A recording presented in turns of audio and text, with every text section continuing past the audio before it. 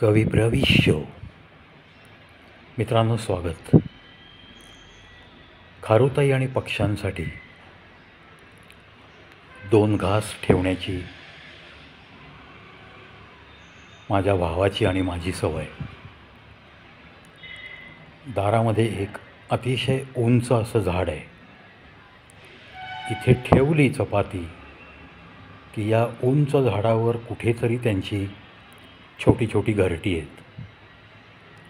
तिथून दिसलं की मग अशी इतक्या उंच झाडावरून खालपर्यंत यायचं, तोंडात घास घ्यायचा आणि मग या झाडावर विरुद्ध दिशेला जाऊन बसायचं.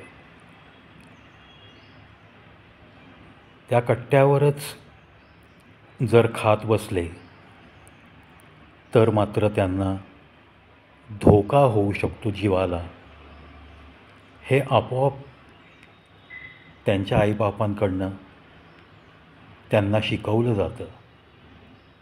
आणि म्हणूनच घास घेऊन लगबगीने आपल्या आपल्या त्या झाडावर चढायचं, ते सुद्धा विरुद्ध दिशेला.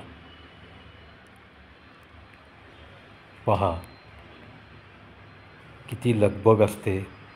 झाड तसं खूप उंच आहे आणि मग ज्या दिशेला तोंड घेऊन झाडावर चढलेले असतात त्याच्या विरुद्ध दिशेला येऊन तो घास खायला सुरू करतात. एक झाडावर बसून घास खाती आहे, दुसरी परत घास नेण्यासाठी तिथे आली आहे. हे थोडंसं वयाने लहान दिसतंय, पिल्लू आहे म्हणून त्या जागेवर जास्त रेंगाळलं आहे. वास्तविक पाहता तसं रेंगाळणं हा जीवाला धोका असतो, कारण मांजर कुठे लपून बसलेलं असेल सांगता येत नाही. पण घास ठेवलेलं या उंच झाडावरून त्यांच्या नजरेला समजतं आणि मग अशा पद्धतीने ते बघा काय लागतं यांच्या बारीकशा पोटाला.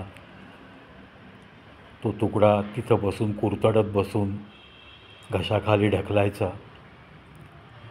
काही धोका वाटला, एखादं वाहन जातंय वाटलं.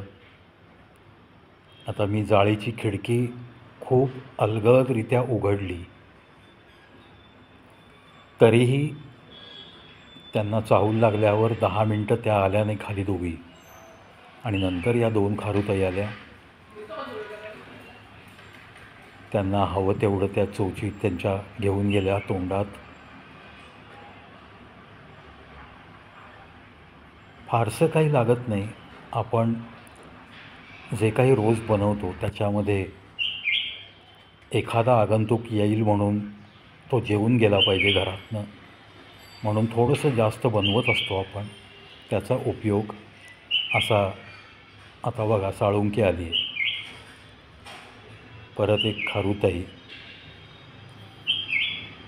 प्रत्येकाला थोडीफार भूक लागते. अन्न जिथं मिळतं तिथं जाण्यासाठी हे पशु पक्षी प्राणी,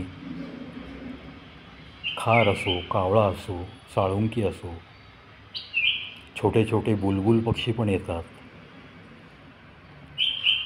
सगळ्यांचंच उदरभरण होऊन जातं.